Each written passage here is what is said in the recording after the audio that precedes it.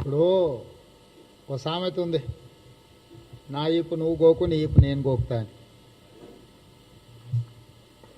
అక్కడ ఉండే టీఆర్ఎస్ నాయకులు వాళ్ళ నాయకుడిని సంతోషపెట్టే ప్రయత్నం చేస్తున్నారు.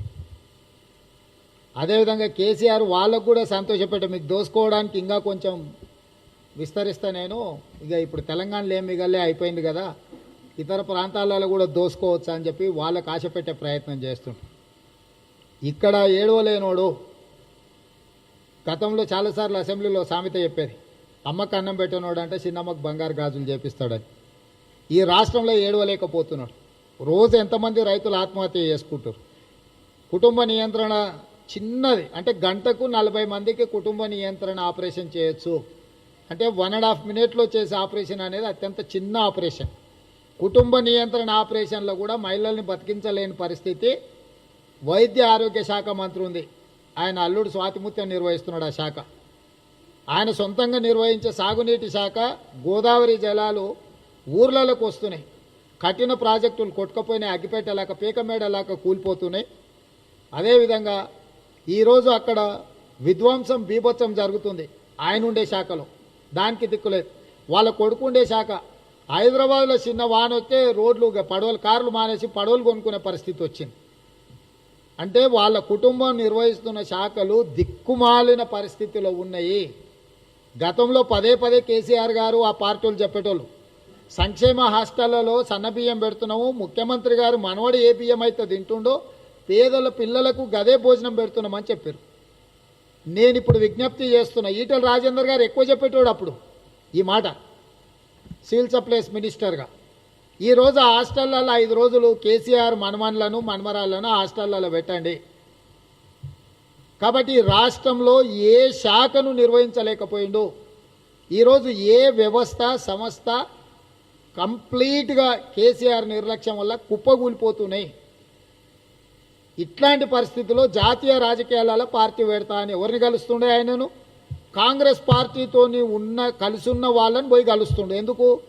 వాళ్ళని చీల్చడం ద్వారా కాంగ్రెస్ను బలహీనం చేయాలి. కాంగ్రెస్ను బలహీనం చేయడం ద్వారా నరేంద్ర మోడీ గారి నాయకత్వాన్ని బలోపేతం చేయాలి. ఈరోజు బీజేపీతో కలిసి ఉన్న వాళ్ళను ఒక్కరినైనా బయటికి తీసుకొచ్చిండు ఆ కేసీఆర్. బీజేపీతో ఉన్న ప్రాంతీయ పార్టీలను అన్నిటిని అక్కడనే పెట్టిండు. నిత్యం ఆయనకు సహకరించే కౌల పిల్లలైన జగన్మోహన్ రెడ్డి గారి దగ్గరికి వెళ్ళాడు, నువ్వు రా బయటకు వచ్చి బీజేపీతో కొట్లాడదామన్నాడు. నవీన్ పట్నాయక్ గారి దగ్గరికి వెళ్ళి పరోక్షంగా సహకరిస్తున్న ఆయనను బయటికి తీసుకురాడు. మాయావతి పరోక్షంగా బీజేపీకి సహకరిస్తుంది, ఆమెను బయటికి తీసుకురాడు.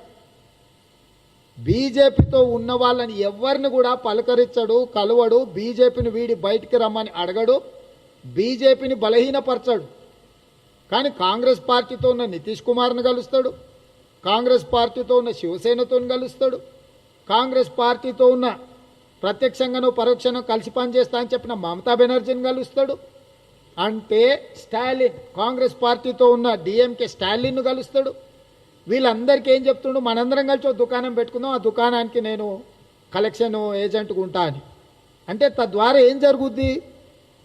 యూపీఏలో భాగస్వాములను చీల్చడం ద్వారా యూపీఏను బలహీనపరిస్తే పరోక్షంగా కేసీఆర్ గారికి సంపూర్ణంగా మద్దతు ఇచ్చినట్టు అవుద్ది. ఇది రాజకీయాలలో ఓనమాలు తెలిసిన వాళ్ళకు కూడా అర్థమవుతుంది, మరి కేసీఆర్కి అర్థమవుతలేదా? కాబట్టి కేసీఆర్ ఏది చేసినా ఆయన ఇష్టం. ఆయన అక్రమంగా సంపాదించిన 1000 కోట్లు ఉన్నాయి, చంద్రమండలంలో కూడా పార్టీ పెట్టుకోవచ్చు, మేమేం వద్దనేది లేదు కాదనేది లేదు. కాకపోతే దేశ ప్రజలందరూ కేసీఆర్ గారి యొక్క చిత్తశుద్ధిని ఆయన ఆలోచనను నిశితంగా గమనిస్తున్నారు. కేసీఆర్ని నమ్మేటోళ్ళు ఈ దేశంలో ఎవరు లేరు. హాయ్ ఫ్రెండ్స్, మా టుడే టుమారో యూట్యూబ్ ఛానల్ చూస్తున్నందుకు చాలా థ్యాంక్స్. మరిన్ని లేటెస్ట్ వీడియోస్ కోసం వెంటనే సబ్స్క్రైబ్ చేయండి. అలాగే ఈ బెల్ ని కూడా రింగ్ చేసేయండి. మా నోటిఫికేషన్స్ అన్ని మీ మొబైల్లో వస్తాయి. అలాగే మా వీడియోస్ మీకు నచ్చితే లైక్ చేయండి, షేర్ చేయండి, నచ్చకపోతే కామెంట్ చేయండి.